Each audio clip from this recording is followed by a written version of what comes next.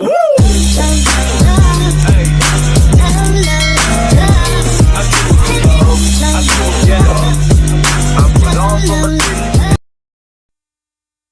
Guys, কেমন আছেন সবাই? আশা করছি আপনারা সকলেই খুবই ভালো আছেন।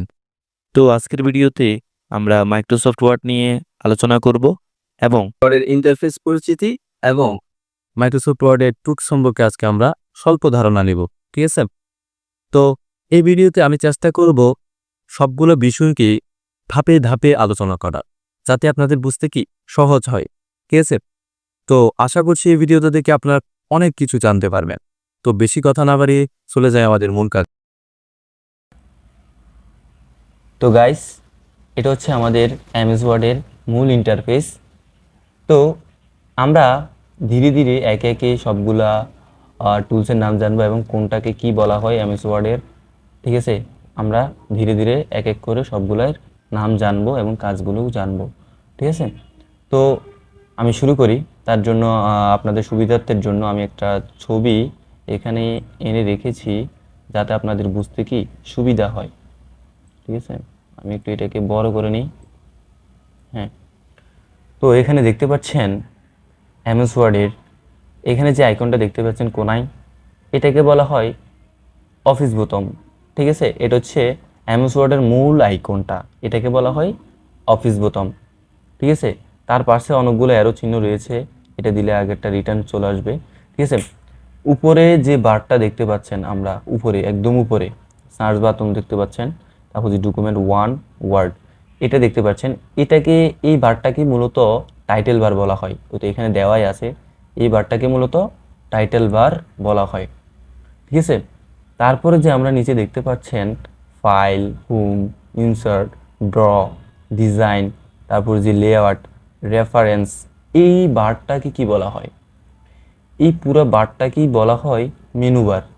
ঠিক আছে, এই পুরো বারটাকে মেনু বার বলা হয়। তাহলে উপরের বারটাকে বলা হয় যে টাইটেল বার, নিচের বারটাকে মেনু বার বলা হয়।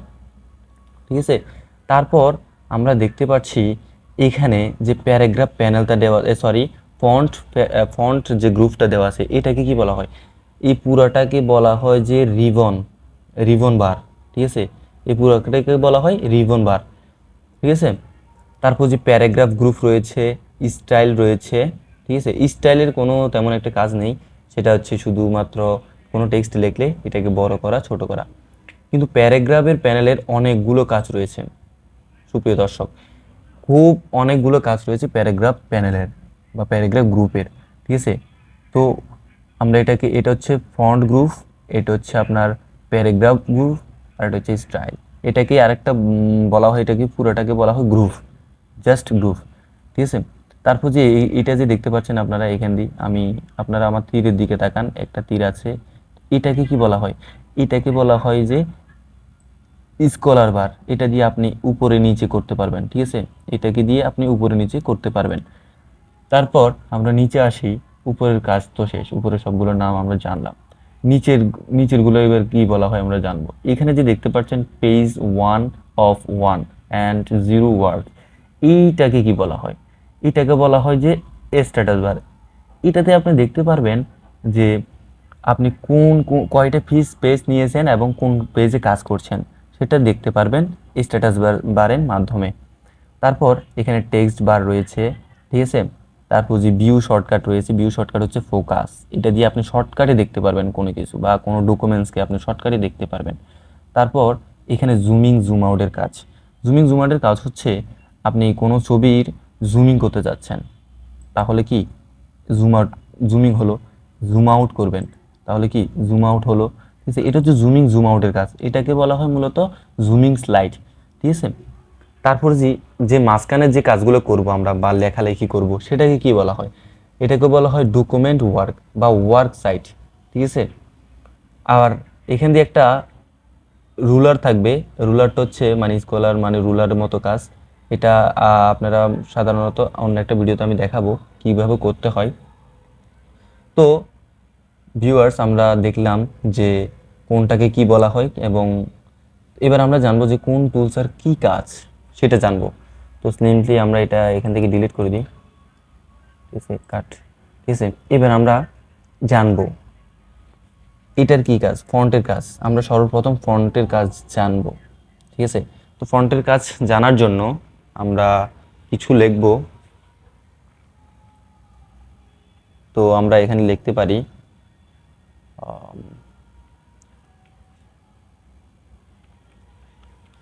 BANGLAD Bangladesh is a most popular.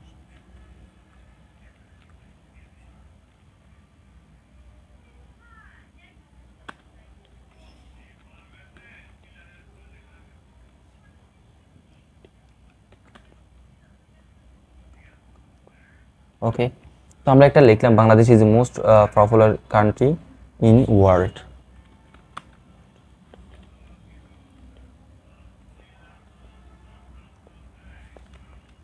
Sorry, world.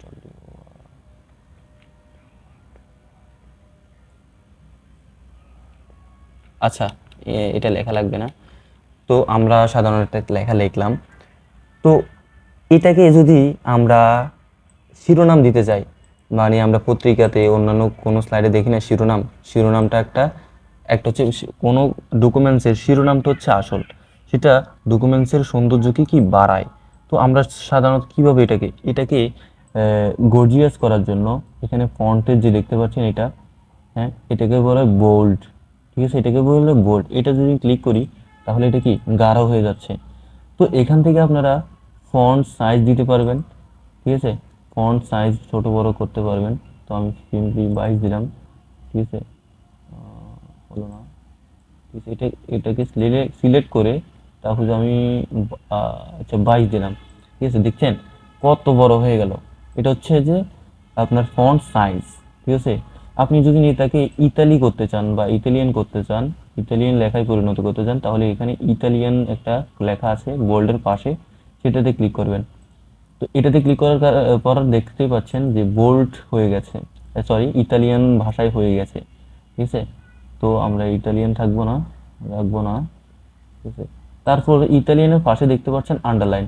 তো কোনো কিছুকে বা শিরোনামকে সাধারণত আন্ডারলাইন করা হয়, শিরোনামকে আপনার উজ্জ্বল করার জন্য আন্ডারলাইন করা হয়।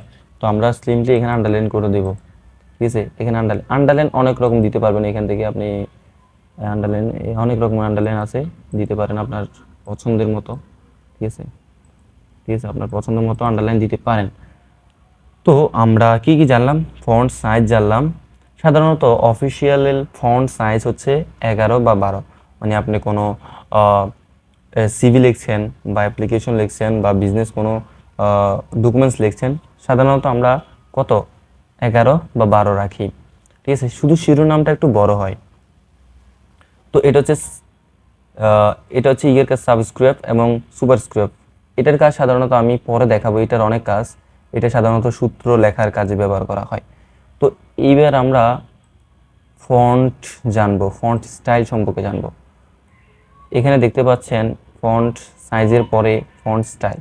আপনি এখান থেকে চাইলে অনেক ধরনের ফন্ট সাইজ দিতে পারেন বা ফন্ট স্টাইল দিতে পারেন আপনার ইচ্ছা মতো, ঠিক আছে? আপনার ইচ্ছা মতো আমি এটা দিলাম। আপনার ইচ্ছা মতো এখান থেকে ফন্ট সাইজ নিতে পারবেন বা ফন্ট স্টাইল নিতে পারবেন, ঠিক আছে? এবার আমার আমার তো সব কিছু হলো, ফন্ট স্টাইলও হলো, ফন্ট সাইজও হলো এবং বোল্ডও হলো, সব কিছু হলো, আন্ডারলাইনও হলো। এবার আমি কালার দরকার, তাহলে কি করব? এখানে দেখতে পাচ্ছেন, ঠিক আছে? এখানে দেখতে পাচ্ছেন এটা হচ্ছে আপনার এটাকে উজ্জ্বল করার জন্য। এটা সাধারণত কাজে লাগে বলে লাগে না তেমন। তো এটা কাজ আছে, এটা আপনার সাধারণত লেখার কে কালারিং করার জন্য লাগে। এটা কালারিং করার জন্য লাগে লেখাকে। যেমন আমি এটা করব, হলুদ কালার দিলাম। সরি, এটাকে আগে সিলেক্ট করবেন, সিলেক্ট করার পর কালারটা কাজ করবে, না হলে কাজ করবে না, ঠিক আছে? এটা এই তো হলুদ কালার হয়ে গেল, ঠিক আছে? তাহলে কালার গ্রেডিং করার জন্য কি করতে হবে? সর্বপ্রথম লেখাটাকে সিলেক্ট করে নিতে হবে। সিলেক্ট করার পর এখানে সিম্পলি আপনি যে কোনো ইচ্ছা মতো কালার দিতে পারেন, ঠিক আছে? তো আমি এটা দিলাম, ঠিক আছে? তো কালারের জন্য এটা ব্যবহার করা হয়।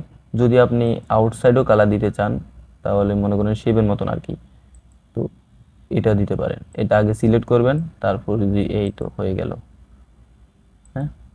আচ্ছা, এটা আমি এই কালার না রাখি, আমি অন্য কালার নিই, আমি সিম্পলি আচ্ছা এই কালারটা নিয়ে দেখি, ঠিক আছে, জাস্ট সৌন্দর্যের জন্য দিলাম আর কি, এটা সাধারণত তেমন কাজে লাগে না, ঠিক আছে।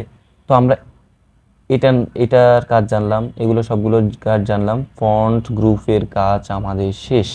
আর এই যে দুইটা কাজ, এই দুইটা কাজ সাধারণত এই সাবস্ক্রিপ্ট সুবস্ক্রিপ্টের মতন, ঠিক আছে। তো এইগুলো আমরা পরে জানবো। এবার আমরা প্যারাগ্রাফের কাজে যাব।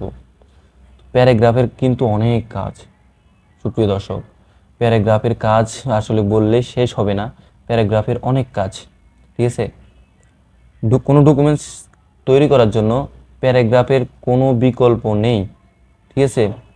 এই কাজ, তাহলে আমি তার জন্য একটা ডকুমেন্টস ওপেন করি, ঠিক আছে, যাতে আপনাদের বুঝতে সুবিধা হয়। আচ্ছা এটা দেখি, এটাতে কি কি আছে, আসলো না তো কিছু। আচ্ছা আমি এখান থেকে একটা ফাইল ওপেন করি আপনাদের জন্য, দেখি তো এটা কি, সরি এটাতেও কিছু, আচ্ছা এটাতে আসছে বলতে এটা ফাইল, এটা এটা হবে না। আচ্ছা এই তো এটা, এটা এই তো দেখতে পাচ্ছেন এখানে আমি একটা লেখা লিখে রেখেছি, ঠিক আছে। তো এইটাকে, এটা সাধারণত আমি আগে থেকেই কাজ করছিলাম, তার জন্য এটা এমন আছে। তো আমরা প্রথমে জানবো যে এগুলোর মধ্যে কোনটার কি নাম, ঠিক আছে, প্যারাগ্রাফ গ্রুপের কোনটার কি নাম আমরা জানবো।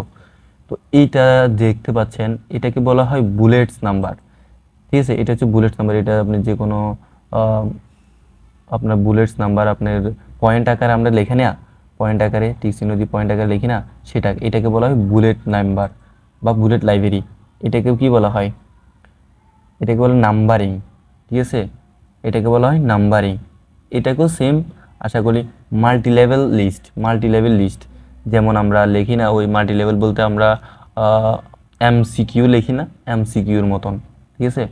তারপর যদি নিচে আসলেই দেখতে পারবেন এটাকে বলা হয় align left, align left, align, এটাকে বলা হয় অ্যালাইন লেফট, এবং এটাকে বলা হয় যে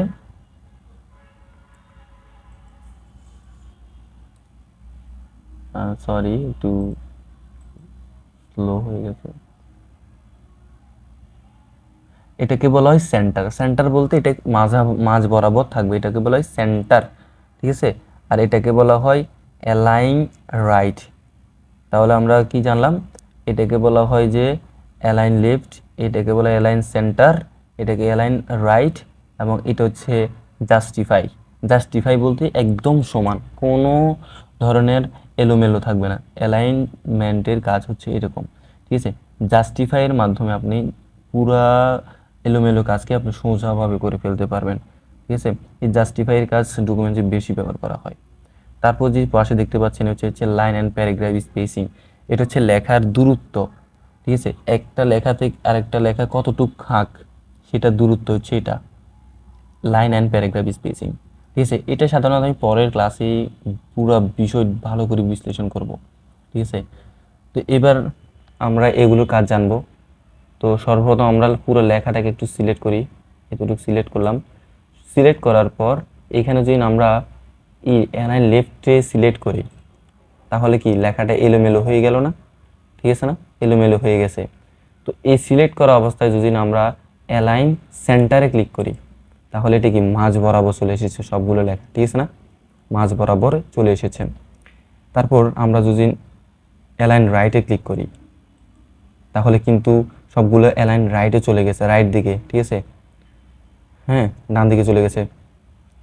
তারপর যদি এটাকে যদি আমরা জাস্টিফাইতে ক্লিক করি, তাহলে কি হলো, তাহলে সবগুলো কিন্তু সমানভাবে চলে আসলো, ঠিক আছে না। জাস্টিফাইয়ের কাজকেই কিন্তু এরকম, ঠিক আছে, এটাকে সেন্টারে করে দিই। তারপরে যে এবার আমরা স্পেসিংটা জানবো, লাইন স্পেসিংটা জানবো। তো আমরা সাধারণত এটাকে সিলেক্ট করলাম, এটা আমরা চাচ্ছি যে, দাঁড়ান সুপ্রিয় দর্শক, এটা আশা করি আপনাদেরকে একটু বিশ্লেষণ করি ভালোভাবে। আচ্ছা এটাকে এখান থেকে ডিলিট করে দিই, আচ্ছা এটা ডিলিট করে দিলাম। আচ্ছা এটাকে আমি সিলেক্ট করলাম সবগুলো লেখা, আমি চাচ্ছি এই লেখাগুলো পুরো পেজে আসুক। তার জন্য আমরা এখান থেকে লাইন অ্যান্ড প্যারাগ্রাফ স্পেসিংয়ে চলে যাব। যাওয়ার পর এখানে 2 সিলেক্ট করা আছে। আমরা সাধারণত 1.5 ব্যবহার করে থাকি, তো 1.5 ব্যবহার করবেন, সব সময় চেষ্টা করবেন 1.5 রাখার জন্য, ঠিক আছে। তো আমরা কি কি জানলাম, ফন্টের কাজ জানলাম, প্যারাগ্রাফের কাজ জানলাম। আর এটা হচ্ছে স্টাইলিশ বলতে আমি আপনাদেরকে দেখাই, আপনাদের দেখালে বুঝতে পারবেন। এই লেখাগুলো আমি সিলেক্ট করলাম, এটা যদি দিই তাহলে লেখাগুলো ছোট হয়ে গেল, এটা দিলে বড় হয়ে গেল। এটা ছোট বড় কাজ, স্টাইলের কাজ, ঠিক আছে। এটা নর্মালে চলে আসলো, ঠিক আছে। তো আমরা এসব কিছুই করব না, আমাদের আগে যেমন ছিল তেমনই থাক, ঠিক আছে। তো সুপ্রিয় দর্শক, পরবর্তী ভিডিওতে আমরা ইনসেট নিয়ে কাজ করব। তো আজকের ভিডিওতে এতটুকুই ছিল, পুরো কাজ এতটুকুই ছিল হোমের কাজ। তো আশা করছি ভিডিওটা আপনাদের ভালো লেগেছে, বা যদি আপনাদের ভিডিওটি ভালো লাগে লাইক কমেন্ট শেয়ার করে বন্ধুদের মাঝে শেয়ার করে দিবেন এবং পাশে থাকবেন, যাতে পরবর্তী ভিডিওটা আপনাদের কাছে চলে যায়। সাবস্ক্রাইব করে রাখবেন আমার চ্যানেলটাকে, যাতে পরবর্তী ভিডিওটা আপনাদের কাছে চলে যায়। তো সুপ্রিয় দর্শক, পরবর্তী ভিডিওতে দেখা হচ্ছে। ততক্ষণ পর্যন্ত সবাই ভালো থাকুন, সুস্থ থাকুন। খোদা হাফেজ।